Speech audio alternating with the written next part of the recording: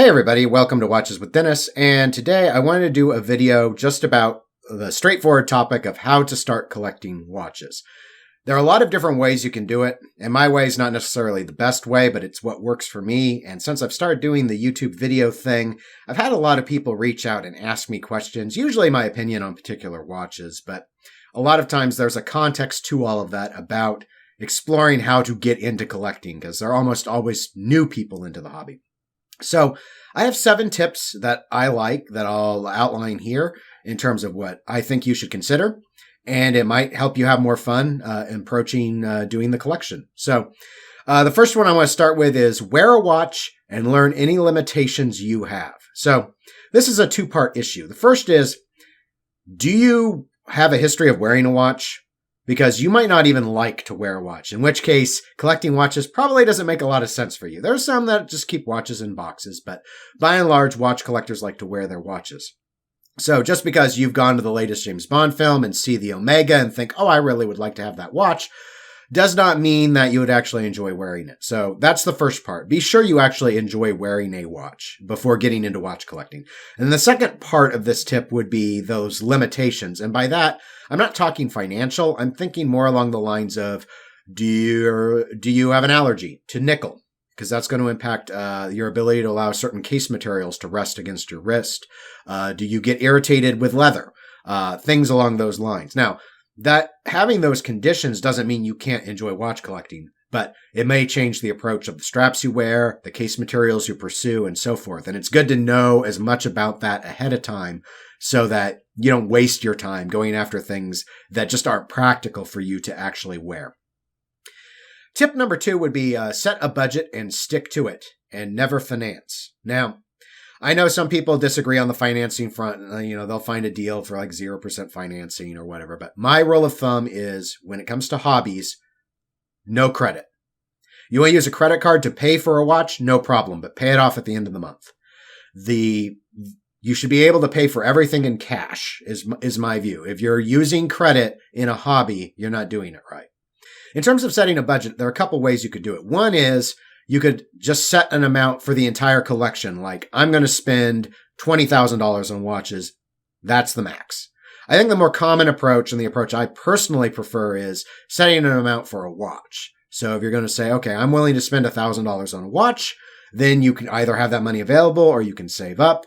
And then you've set the parameters that you're comfortable with when you move forward in the hobby. And you can do that watch after watch after watch. And it doesn't have to be the same amount every single time. But if you use a budget, you make sure things don't get out of hand. And so that's why I recommend it.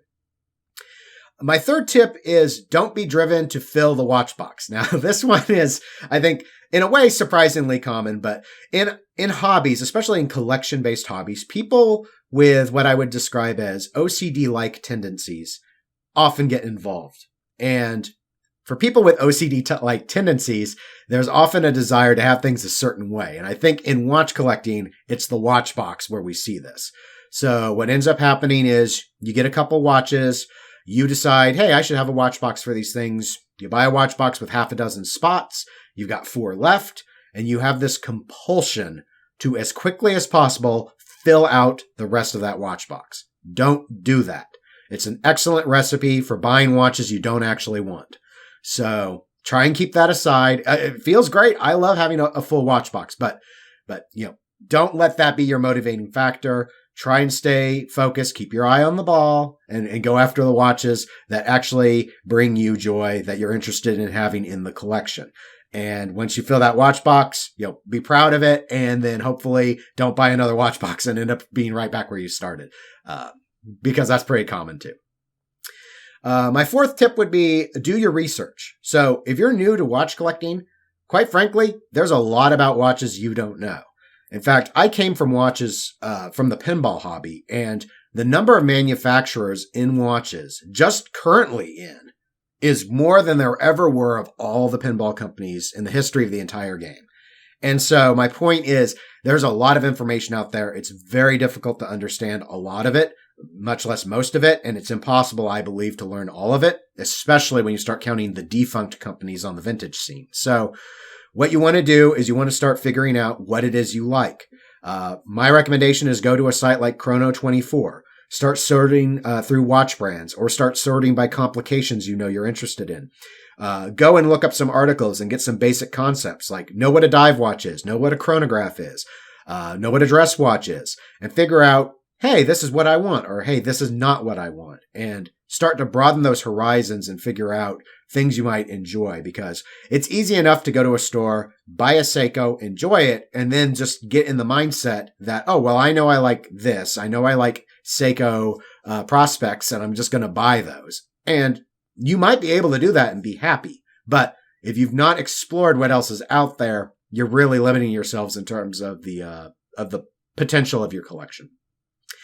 My fifth tip would be consider used watches, but from trusted sources. So a common thing I've heard from folks is getting burned on eBay, or worried about getting burned on eBay. For a new watch collector, I don't recommend eBay.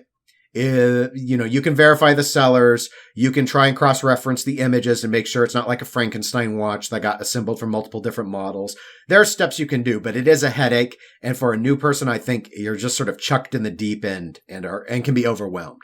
So again, I think a site like Chrono24, which has a lot of dealers on it, it's not going to get you the cheapest price, but it's a good way to have a high likelihood of having an authentic watch. You can also search out online for used dealers and find those, see how long they've been around, look for reviews on them. Also, you could consider forums like WatchUSeek for information about dealers, or enthusiasts in the hobby are probably more inclined to sell authentic watches.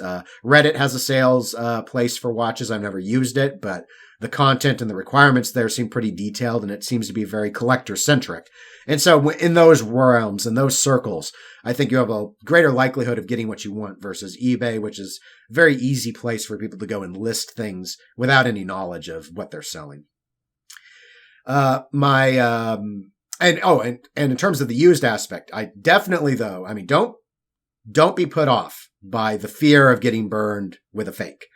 You save so much money used rather than going new that it's definitely worth exploring, especially if you can get past having a few scratches on a watch. You're going to put scratches on a watch. It's just going to happen. So if you can get past not being the one to do it, but rather having a few ahead of time, you can end up saving, especially in the luxury side, thousands of dollars on watches just because you went used. So really consider it, because it can put things that might be out of your budget that we talked about as tip number 2 within range once we go used. The sixth point I would have is to remember your service costs. So even quartz watches have a service cost. Those batteries, maybe you get 2 or 3 years out of them. You're going to have to put a new battery in. Whether you're doing it yourself or you're taking it to a jeweler, you're still going to have to buy the battery. I'm not aware of very many people who can make their own batteries. So that's always an aspect. Now, on the mechanical side, the dollar amounts get much more significant than those quartz batteries have. So generally, we're talking a couple $100 for a full service, all the way up to over $1,000. Depends on how complicated the watch is. It depends if the watch has an in-house movement. And if it does have an in-house movement, whether it's a readily accessible one that independent watchmakers are able to service, or if you're basically boxed in and only the manufacturer can do it for you. So just keep those in mind. If you want the watches to work, and most collectors do, there is an added cost, a maintenance cost that comes along with all the watches you're picking up. So just FYI on that. And then I kind of noted at the beginning, but my seventh tip is have fun. It's a hobby. You're supposed to enjoy yourself. If you're not having fun, don't do it. If you get tired of the hobby, set the watches aside. Don't buy any for a while. See if your interest comes back. If it doesn't, and you want to unload, sell watches. It's fine. You can always just keep one. You can keep none. It doesn't matter. But don't stick with it if you're not enjoying it anymore. And it's easy to get in the habit of it. So again, don't let it just be a habitual thing. You should actually be enjoying this. So anyway, those are my 7 tips for watch collecting. Those of you watching, if you have suggestions, if you want to go into the comment section and comment below for the listeners that are new, they might learn something. If you have questions, feel free to post those in the comment section, and I'll try and get to those. And other than that, if you enjoyed the video, please give it a like. If you enjoy my content, please give it a subscribe. And otherwise, I'll talk to you on the next video. Take care, everybody.